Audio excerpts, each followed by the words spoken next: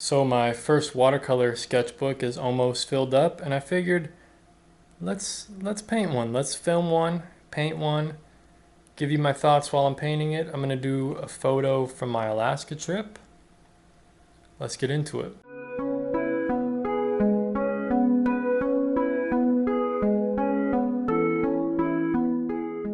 Alright folks, check it out. We're gonna get started with a sketch here. I'm gonna do a sketch from my Alaska trip. Alright, excuse me, a photo from my Alaska trip. And with the sketches, this is a small watercolor painting in the little sketchbook. This is my first watercolor sketchbook, and I only have 3 more pages left. This is the third to last one. So pretty cool. But with these little sketches, it doesn't have to be perfect. I want to try to capture the essence of the scene and kind of the overall idea that I'm trying to portray. So a little bit of clouds here in the sky. This is the top of the mountain line, and we have some mountains. This part of the mountain is catching sunlight, so a really beautiful scene. And I painted this mountain plein air while I was in Alaska, so it's pretty cool. And I've done some other sketches of it as well at different times of the day, in the evening, when the sun was behind the mountains, so it was all in shadow and reflected light. And this scene is first time I'm ever painting it while there's sunlight on it, so it's gonna be pretty cool. I'm just kind of giving some lines here for kind of compositional elements, maybe some rocks here on the mountains. Overall, I'm trying to simplify. There's little broken up shapes everywhere of rocks, and I'm squinting and I'm simplifying these shapes. I have found these little sketches to be super helpful for larger paintings, because now I've started doing some larger paintings in oil from my Alaska trip, and I was having some trouble, or I am having some trouble with my first one.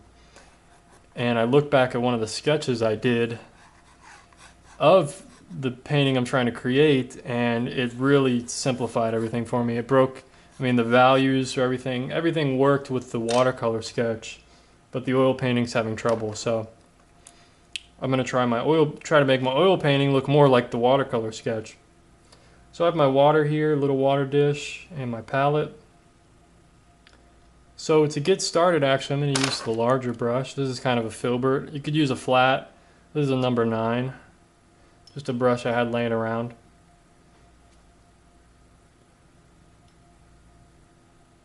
And I usually try to start out with the lightest area for the most part.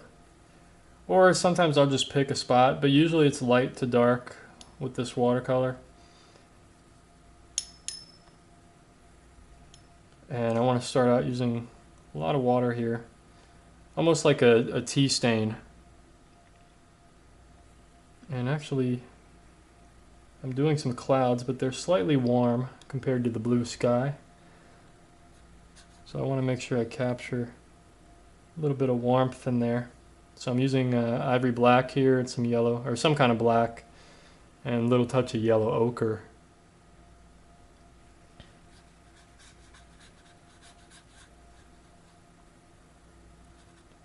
And I'm going to need, now I'm getting the paint off my brush, and now I'm just using water to spread the paint around that's already on the paper. And that will lighten the value up, is what I'm looking to do. So slightly lightening the value. And I'm not looking to fill in every little spot. I want these to be quick little sketches and just really fun. So I'm going to go into a blue sky now, and I'm going to use some phthalo blue, because this is a really blue sky. Some phthalo blue and ultramarine, maybe a touch of iridium, just to give it an interesting color here. Once again, still using a lot of water, and this wash is still wet, and I realize that. So I'm going to use that to my advantage here a little bit. Maybe blend, let the edges kind of blend out. Create some soft cloud shapes.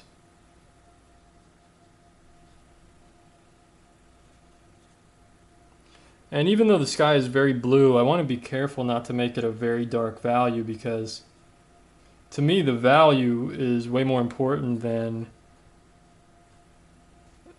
like the true color of it, because I want the sky to be lighter. Obviously the mountains here is completely covered in snow, so that's going to be the lightest area, but I want the sky to be light compared to the rest of everything else. So I want to try to keep these values in check. So it's kind of safe from the beginning to make things a little bit lighter than I think, because I can always go over it again. But I try to minimize going over things multiple times. So now that this is all wet, I don't want to paint the mountains right next to it.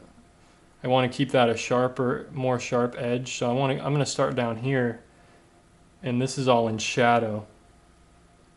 And it's mostly what I'm looking at. There's some greens and kind of violets, purples, magentas. So that's what I'm going to mix up. I'm going to mix up some magenta, some red, some viridian, ultramarine, yellow ochre. So I'm going to hit this with a green, a cooler green, because it's in shadow. I'm going to hit this with a cooler green. And the cool thing about watercolor is, like, as that's wet, I can hit it with a different kind of color, slightly different color. So warming it up as it gets closer to me down here. And those are going to blend together very nicely.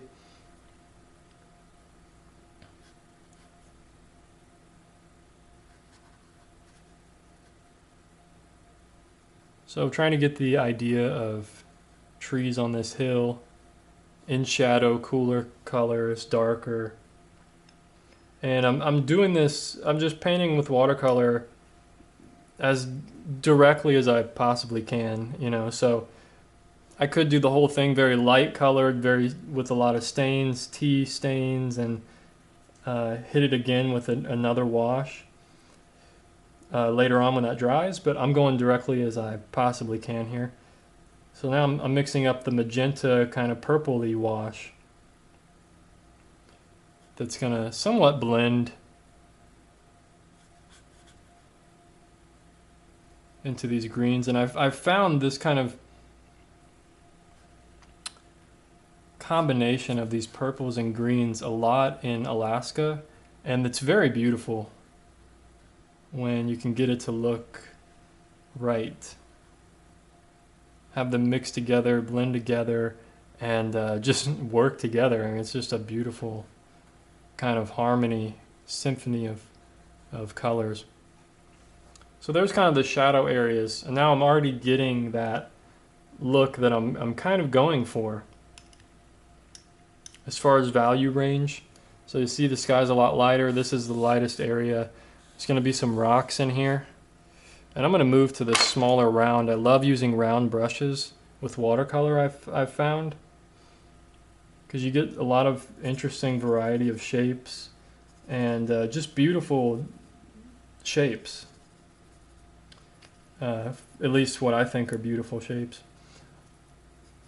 So I'm just getting some warm browns here, a little bit of yellow ochre in there. Maybe a touch of blue to kind of gray it off slightly. We don't need it to be, you know, this the thing about watercolors is, like, the color mixing doesn't have to be very accurate for the most part. I mean, it definitely helps to be accurate, but, you know, have some fun. You don't have to mix the colors completely. You kind of have them swirl around and marble around, and you can have some beautiful little effects. And see, I can add some red to this if I want. So I can have like little touches of rocks that are more red, rocks that are more blue looking. I'm going to lighten up this value a bit. So I'm using the brush with nothing on it and just pulling kind of the pigment out.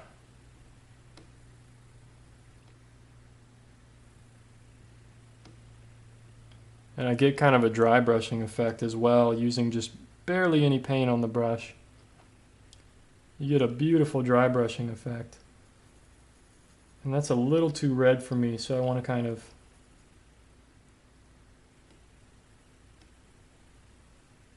add some dark to it. See, now I'm getting some beautiful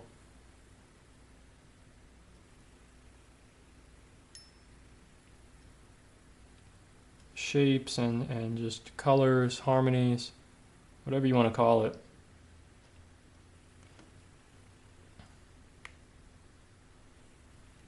I try to keep the value of these rocks on the mountains lighter because it gives a little bit of depth and distance to the mountains. And I don't know, it just helps making them lighter even though the value may really be darker. I found to just get it to work as a painting, having them lighter, it makes more sense.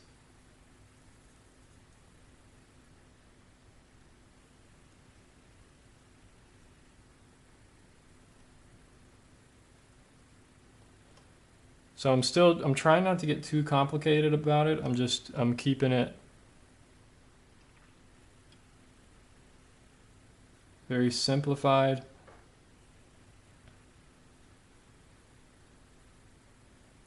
Getting some beautiful dry brushing there.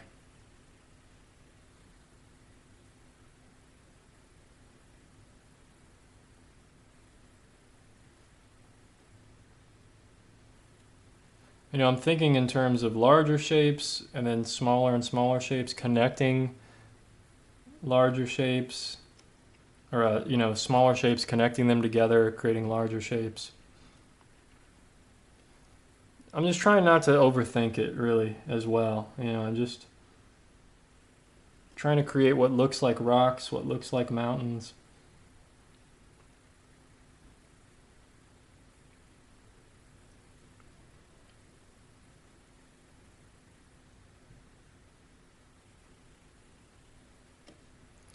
And I think that's pretty close. I mean, that's pretty close to me. So now at the bottom of the mountain, it's getting the rocks get a little bit more blue. Down at the bottom here, a little bit of shadow.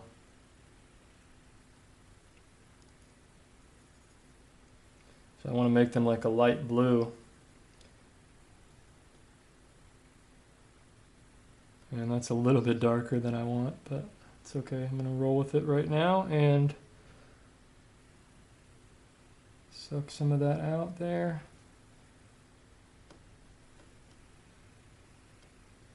Doesn't have to be perfect.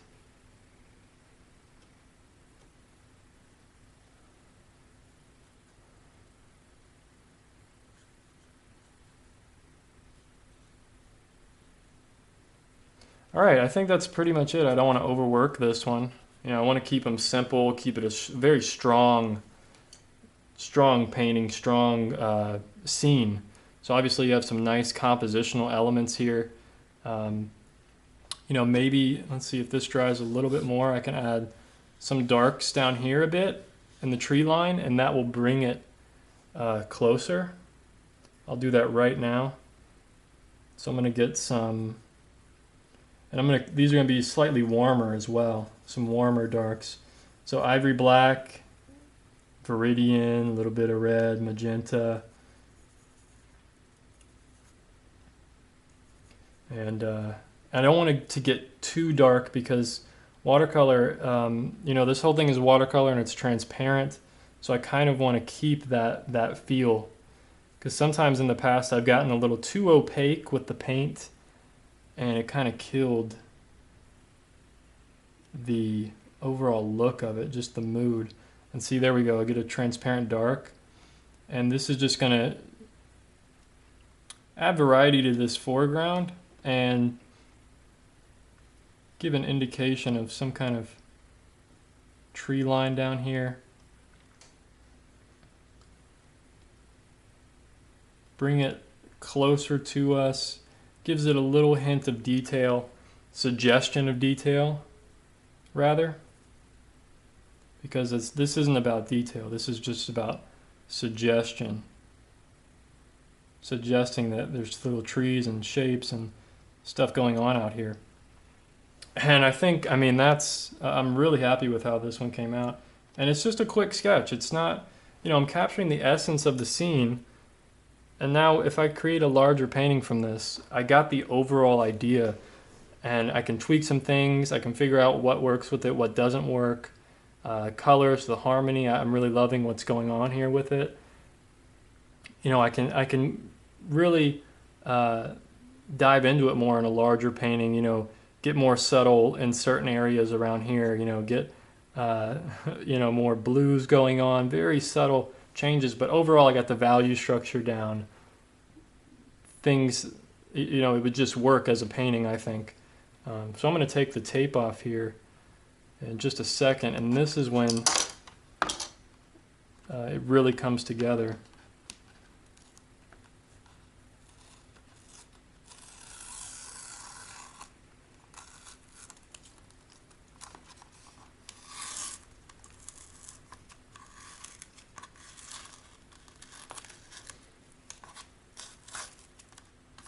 Rip the page a little bit, that's okay. So now we can see this thing looks a lot better with all the tape off. Boom, just like that. And I'm going to clip this page again so it stays flat for now. So you guys can see that. Look at that. I think that came out great. Thank you guys for watching. Hope you enjoyed this little video. Just a little something quick. Just wanted to show you guys how I do some of these watercolor sketches. This one obviously isn't from life, but that's kind of how I do it from life. I'd probably be a lot quicker. Maybe do like, other things you can do is like get some water and do a little bit of splattering, add some cool effects to it like that. Just it makes it look more fresh and fun. So anyway.